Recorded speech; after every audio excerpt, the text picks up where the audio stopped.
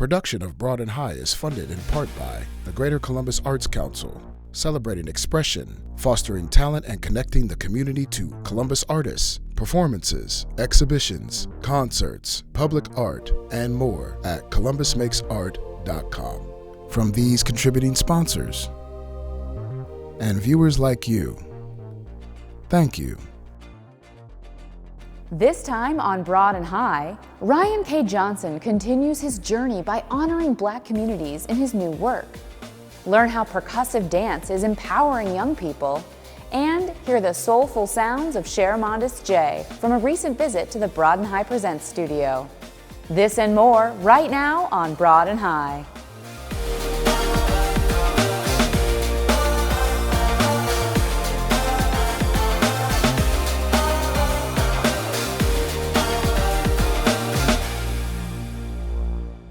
Welcome to Broad and High. I'm your host, Kate Quickle.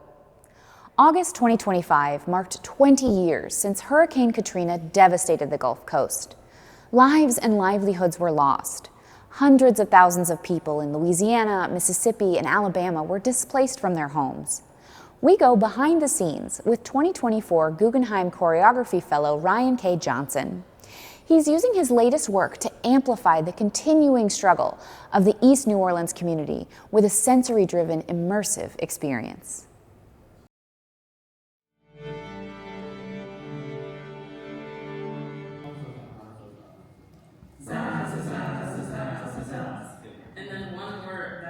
Zaz the Big Easy is an extension of my MFA thesis project, which is an extension of me falling in love with New Orleans. I met Kelly School of Dance almost 16 years ago, and ever since, they cannot get rid of me, and I'm not leaving.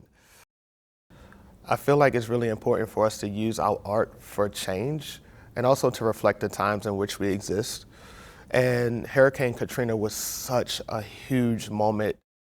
Hurricane Katrina, a most powerful hurricane with unprecedented strength. Even though I watched it from the screen, once I became part of the New Orleans East community, I knew there was something within me and within my spirit that called me to create this work, especially seeing firsthand how displaced the community has strategically been. And so I really wanted to use my art to bring awareness not only to global warming, but to the realities of what people experience when marginalized and displaced and strategically uninvested in, but persevere through culture, history, music, dance, and great food. My role with Zaz started right from the beginning. When Brian was sharing the idea with me, I had the opportunity to visit New Orleans and visit the East and go to all these spaces and see his connection to New Orleans, as well as the people's connection to him, as well as their relationships to each other, and see what was so special about New Orleans, what's so special about Louisiana in itself, experience the culture, the people, how they vibe, and their energy. It's infectious. The tap dancers here, something like you just read this morning, I think it actually works. I just need to see like the transition. So last summer we had the first part of the creative residency. Between last summer and now, a lot of the technical elements have come to life. The integrated media reimagined music, so we went from synthetic sounds to live recordings.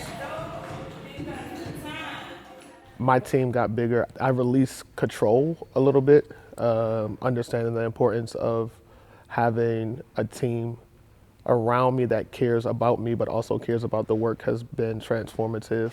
Quinn Johnson, associate choreographer, and Jodeci Millhouse, associate director, have come in and just, made things even better than what they were. Brought in Jonathan Hunter as the production stage manager and lighting design, and I've been working with the Wexner team for about the last 6 or 7 months to just prepare for this. We're doing a lot of immersive sound, a lot of technology.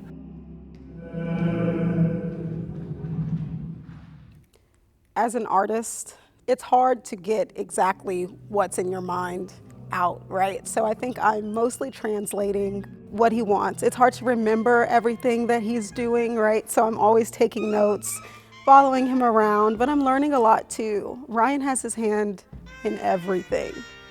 everything from the sound to the music to the choreography to the set.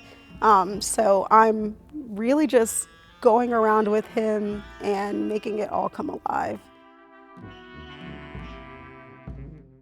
The most rewarding thing has been seeing it all come to life. It's lived in Ryan's mind for probably 8 years now. We've done other iterations, but it's grown with him so much. So it's just so nice to see it all come alive through the people, through the set, through the sound, through the music. It's just been an absolutely beautiful experience. Sometimes it's tough because I remember where I was, and I am not a native New Orleanian. So being an outsider and working on the choreography and being able to embody those experiences can be a bit of a challenge, you know. So I have the pleasure of serving as the associate choreographer and bringing those ideas and visions and pieces to life, and working with the cast to make sure that we are all on point and we're all telling the story to the best of our ability.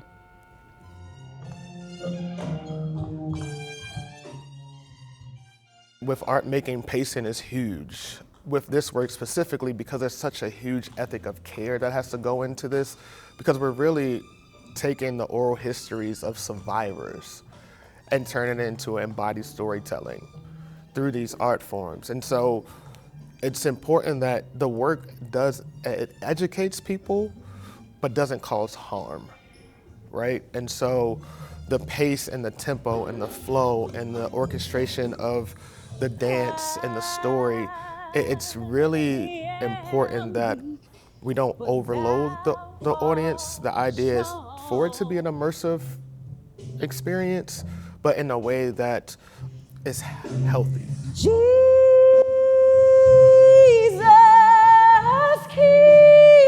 keep me from all wrong. The audience will get to experience sand dance. Sand dance is an art form that many people haven't seen in probably decades. But we are fortunate enough to be able to have predecessors of that art form that have left some treasures with us along the way. And we are using the essence of sand dance as a way of symbolizing rebirth and the birth of a phoenix coming back to life. So I'm excited for the audience to see that.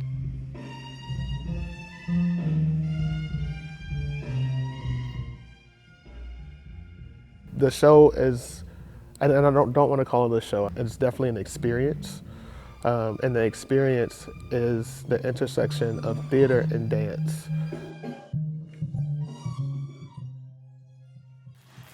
Vocal arrangements, there's a story, there's two worlds that wind up coming together. We've added some more nuance to this space, so yeah, it's here.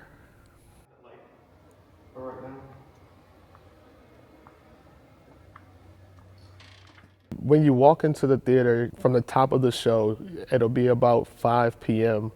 on a summer day in New Orleans. And then throughout the course of the prologue, you'll wind up landing inside of Zaz, which is the center of the story. You got at the bar. What did you get from the bar?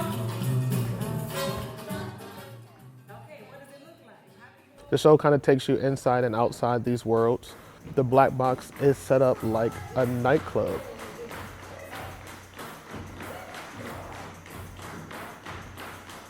You're transformed from walking into a theater lobby into a world. And to be really clear, like, this is not the full story of Hurricane Katrina, right?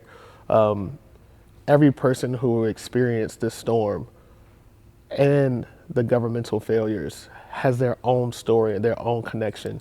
This is a small group of people that I've become really connected to, and it's a part of their stories that we're bringing to life. And so as artists, wanting to make sure that we preserve these oral histories, especially those in the Black and Brown community. I hope people feel something. I think we are in a time where everyone is so desensitized. We look in our phones, we see a lot of crazy stuff every day, and we just kind of keep it moving. I'm hoping that people come to this show and sit, put their phones down, and feel something. And remember just what humanity is and what people are, and we're all the same. We're all going through the same stuff. We love the same, we lose the same. And I hope they can kind of sit in that and experience, you know.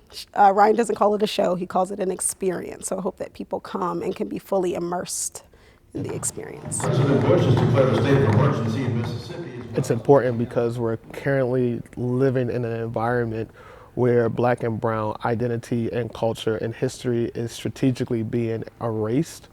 And so as a performing artist, as a Black body, it's extremely important to me that we find ways to use art as a medium to archive and preserve the oral histories to ensure that these stories don't go away. And that's vital.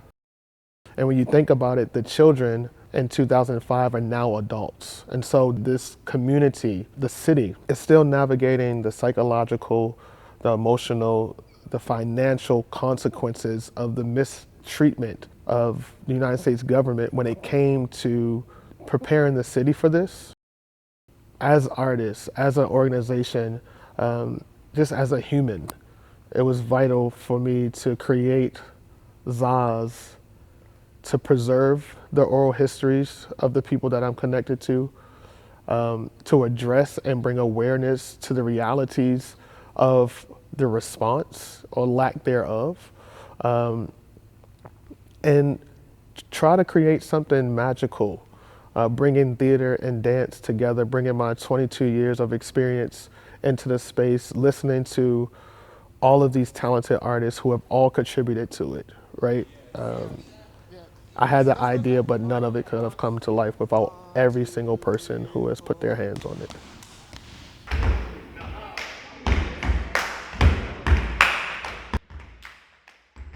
I think sometimes when we see live theater, we always expect this happy ending. And the reality is there really hasn't been a happy ending post-Katrina. There have been areas like the French Quarter that have welcomed so many people in, and people still go and they party and they celebrate and they do all those things. But New Orleans East still looks like Katrina happened. And something about that doesn't feel right to me. And I think people have either decided to forget that it happened, forgot that it happened, or weren't alive when it happened. I hope that the audience really feels it. I hope that the audience has the opportunity to reflect on maybe where they were when Hurricane Katrina is happening. I know that that's something that I've been doing, and just continue to keep the story alive.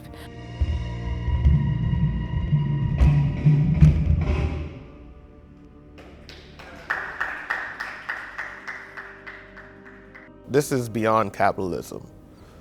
This is about human beings. And it's real. You know, Zaz Big Easy, I don't even call it a show because I don't think that we should ever use the pain and hurt of Black bodies as a way to make money, which is why there's a large proceed of all ticket sales that go directly back into Kelly School of Dance and the New Orleans Tap Festival that Soul Define and Kelly School of Dance partner with. This is really about the fact that this is still affecting people to this day. It's real.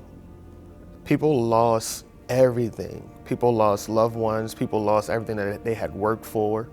New Orleans East was one of the most prominent Black communities in New Orleans. And now it's a food desert. Emergency services don't frequent the area. And as someone who has a Master's of Fine Arts in Dance Performance and Social Justice, I have to use the dance as a form of social justice. And a lot of people ask, well, why are you doing it? You're not from New Orleans. I'm clear on that. But I've been really blessed to have a fruitful career to put me in places that I can actually create some change, even if it's just a small push forward. And because of that, and because of the way that I love the young people at Kelly School of Dance, the musicians of New Orleans, the artists, that's why I do it.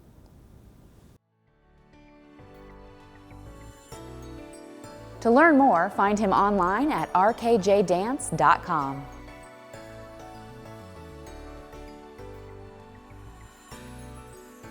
Soul Defined is the entity behind Zaz the Big Easy. In our next segment, we hear about how the dance company's mission to preserve, advance, and honor the tradition of African diasporic percussive dance is visualized. And Ryan shares the weight of his legacy. Soul Defined is a percussive dance company created by myself and Quinn Johnson. We came together to build this company because we realized that there was a deficit in the field for percussive dance artists, specifically looking for full-time employment, looking for ways to use percussive dance as an educational tool. We're based in the Washington, D.C. area, but we are fortunate enough to be able to do work nationally and internationally. We use elements of tap dance, body percussion, sand dance, multimedia, and we use it to tell stories, specifically stories affecting people of color. In addition to that, we do work in schools and community spaces to bring the arts to life and bridge the access gap that exists in the nation. Quinn Johnson is an international teaching artist and had been using percussive dance as a teaching methodology for students K through 12. And my history of being in performing arts, from Cirque du Soleil to Stomp, Step Africa, things of that nature, was like the perfect recipe to come together to create Soul Defined, which has a performance arm that takes the oral histories of Black communities and turns them into performative archives. And then we have a really robust arts education program that connects tap dance with literacy and body percussion with math. I remember seeing Gregory Hines, I remember seeing Savion Glover and the cast of Bringing the Noise, Bringing the Funk, and it was the first time that I saw someone that looked like me doing something like this, tap dance at the largest level, you know, that looked like me. And that representation, that realness, you know, I remember being 14 and watching the cast of Noise Funk after rehearsal, just like standing outside the theater, chilling, tap dancing in his sneakers. And I was like, wait, y'all do this for work? You know, so I think the legacy part is tricky because I know that my life is not really about me anymore. It's about how am I supporting the next generation, supporting the generation that is here, and our elders, and what am I doing in real time every day, without the accolades, without the Guggenheim, without all those things, but how am I doing it in a way that's supporting the whole ethos of the percussive dance community? And cameras or not, I'm still gonna do it. The other part of it is when you look at me, you don't expect me to speak the way that I do, to create the way that I create. We live in a nation that we have to be honest. And the reality is I present as a Black male. And so I do have to show up in very white spaces. And that comes with challenges. But I also know that I have the support of my elders. I have the support of my community. You know, I will forever be my mother's child. And I will always and forever be thankful for the multitude of people who have poured into me, known and unknown. I'm not here by myself. I didn't get here by myself. There are people advocating for me in rooms that I don't even know. There are people that are pushing me in ways that I could never imagine, even when it doesn't feel good. And so because of that, I have to keep doing the work that I'm doing, because the sacrifices of others got me where I am. I didn't do any of this alone.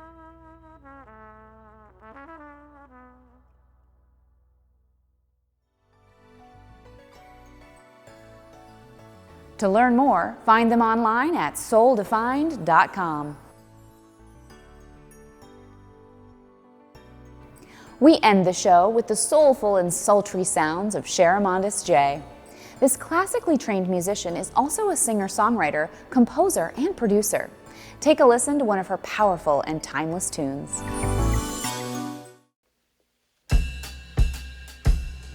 WOSU!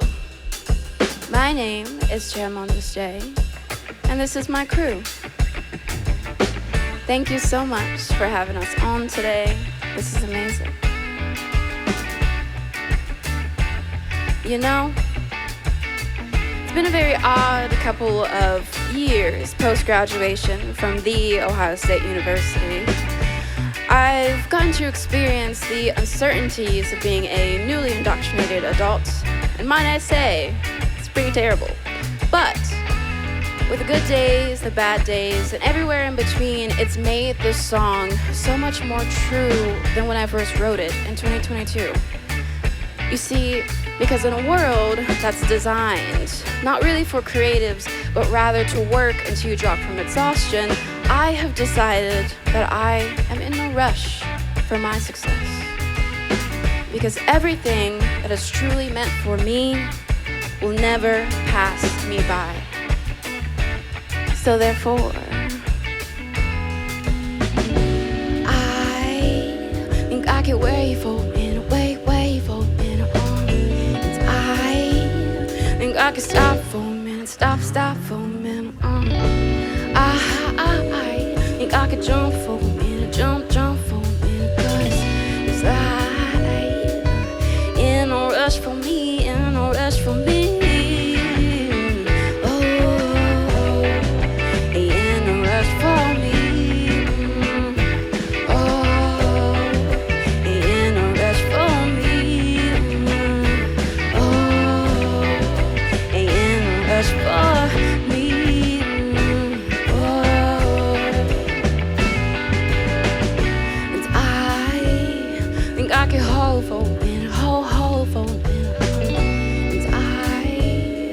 I could pause for a minute, pause for a minute. I think I could breathe for a minute, breathe for a minute. 'Cause this life ain't in no rush for me, in no rush for me.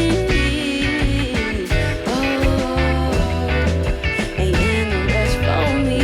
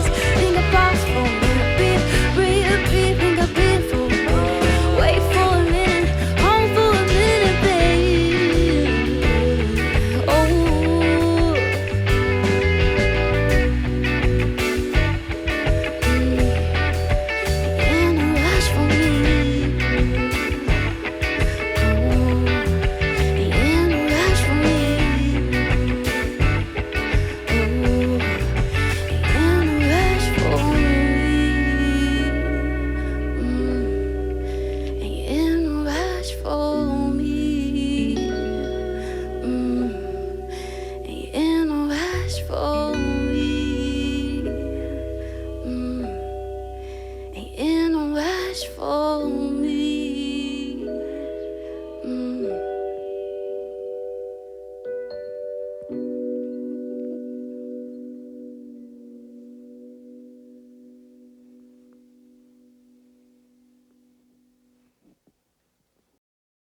To hear more, check her out on Instagram at Charamondes J. Well, that's our show. Remember, you can find all of our stories online at WOSU.org, as well as on our YouTube channel. For all of us here at WOSU, I'm Kate Quickle. Thanks for watching.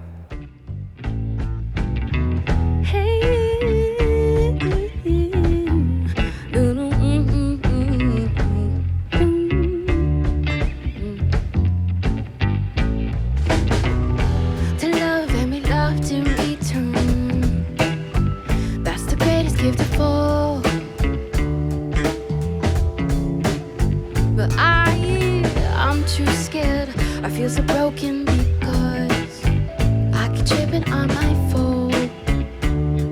Oh, I've been losing all my friends lately, cause I don't pick up when they go.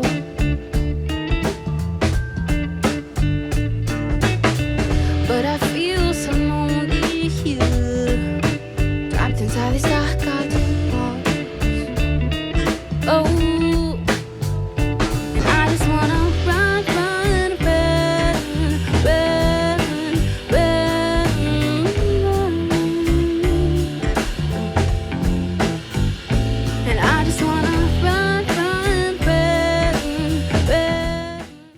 Production of Broad and High is funded in part by the Greater Columbus Arts Council, celebrating expression, fostering talent, and connecting the community to Columbus artists, performances, exhibitions, concerts, public art, and more at columbusmakesart.com.